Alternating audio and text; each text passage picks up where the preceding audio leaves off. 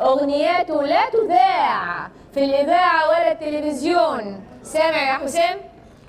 ولكن على الرغم من أغنياته لا تذاع في الإذاعة ولا التلفزيون إلا أنها لاقت شهرة كبيرة جدا. استطاع فقط عن طريق الكاسيت وبدون حفلات وبدون مباريات وبدون فيديو كاسيت انه يصل الى الجمهور بصوته الاصيل واغنياته التي تعبر عن دفء وبساطة الاحياء الشعبية وناسها الطيبين.